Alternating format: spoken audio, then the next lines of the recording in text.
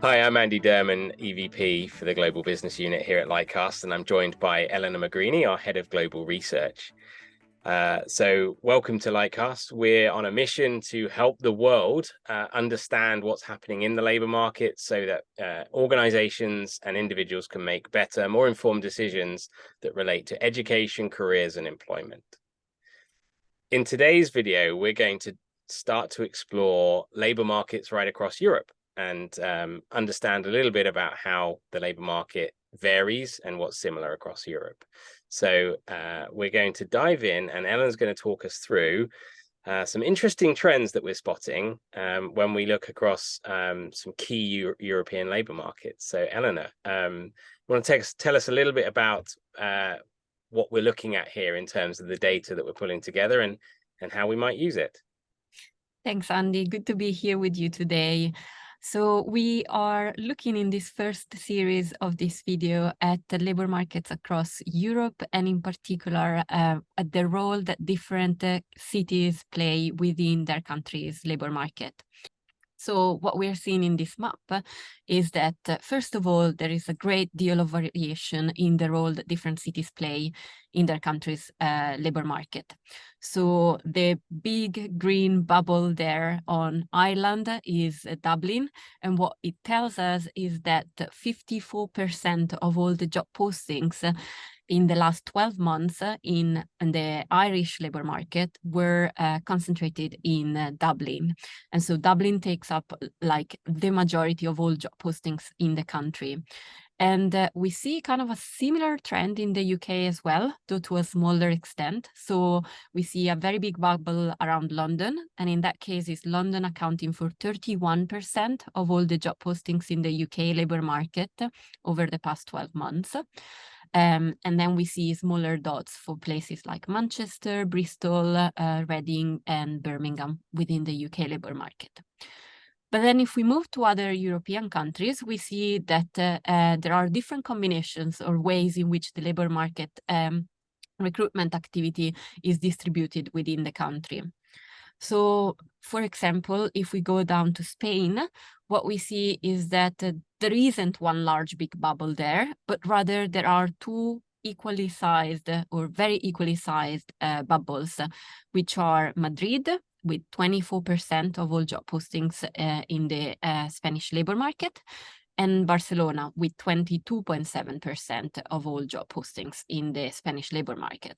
So this really shows us that the two of them kind of play a similar role in terms of the number of recruitment of job postings that we see in the two markets. Then another interesting one is if we move across to Germany, for example. Here we don't really see any big bubble.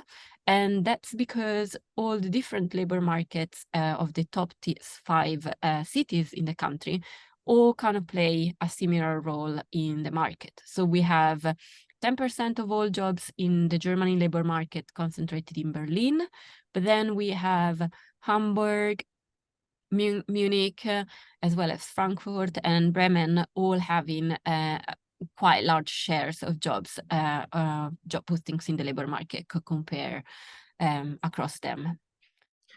Yeah, so this already gives us a sense that different countries' economies are structured in quite different ways, doesn't it? Where you've got a dominant city in some countries where that's where the focus of a lot of attention might be, but also then more dispersed and diffused labor markets in other countries. So helps us realize that we probably need different strategies, economic strategies and labor market strategies across different countries, and not just assume Europe is all the same in that respect. And we're also seeing, I suppose, here you've mentioned a number of the city names. In the main, we've got capital cities dominating, haven't we? But actually, that's not always the case, right? Yeah, absolutely. It's super interesting because of the countries I've mentioned so far, the capital city tends to be the one that plays the largest role in terms of job postings activity in the country. But if you look at Italy, that is not the case there. When we look at Rome, Rome accounts for 7% of all the job postings in the Italian labor market, but it is actually Milan that accounts for the largest share, and the share for Milan is 25%. So it's way bigger than the share that Rome plays in the recruitment activity of the Italian labor market. Interesting. So while we're on the topic of the capital cities in the main dominating, but not always, let's actually have a look at how those have been trending then over time. So what can you tell us about our deep dive into these or our review of these capital cities? That's also another interesting point. So what we did, we looked back at the share that the capital labor market in terms of recruitment activity and job postings plays in the country labor market since 2019, so over the past 3 years.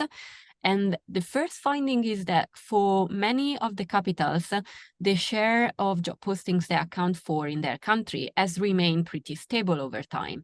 So we see that London is at the very top, accounting for more than 30% of the UK labor market pretty much over the same time period.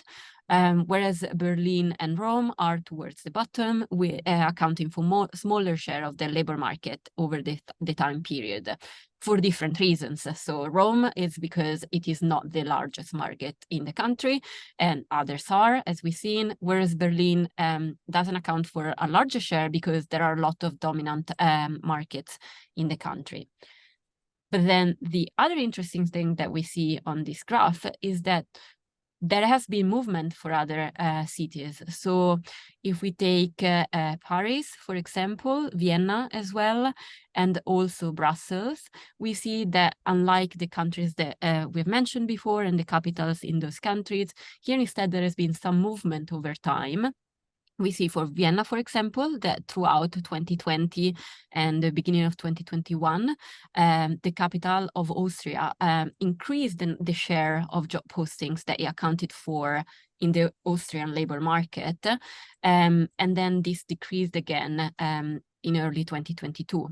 And a similar pattern is also visible for Brussels and Paris. Interesting. Yeah. So what we're seeing is the role of the capital varying by the countries in scope here, and yeah, some really interesting time-based trends. And of course, the pandemic, no doubt, playing quite a key role in some of those trends. But maybe in some countries, take the UK and London. Whilst we know London's economy was hit and demand shrunk significantly. That was commensurate to the rest of the country. So its share tended to remain the same. But I wonder, as we've re-emerged out of the pandemic, so there's something about these other cities where their share has sort of originally declined, but has picked up as these countries have opened up post-pandemic as well.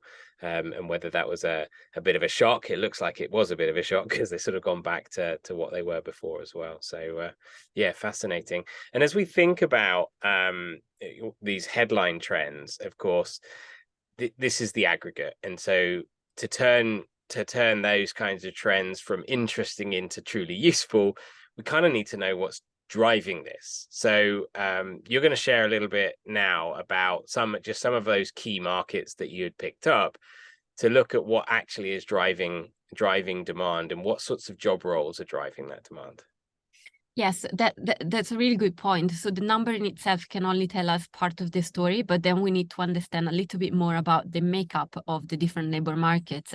And once again, here where we look at Paris, Berlin, Milan, and Madrid, we see that there are a lot of differences between the composition and occupations that are most relevant in the different labor market. So if we start, for example, with Paris, what we see in Paris is that in terms of the occupations group that are most relevant or most prominent in job postings activity over the past 12 months, we see a lot of service-related activities, in particular around finance, human resources, IT, more of like a service-based kind of economy and demand. Picture is different in Madrid, for example, where we see instead a lot of tech roles around computer programmers, for example, as well as analysis and data scientists, alongside sales and customer services role. Milan is yet again different. In this case, we have at the top occupations related to the manufacturing industry more widely, So roles around production workers, warehouse workers being quite important. And again, alongside some sales roles as well as financial roles.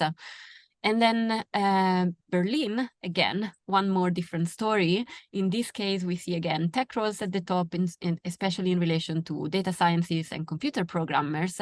But we also see some manufacturing related roles in terms of production workers, for example, and warehouse workers also coming up in the top 10 most popular occupation groups in job postings over the past 12 months.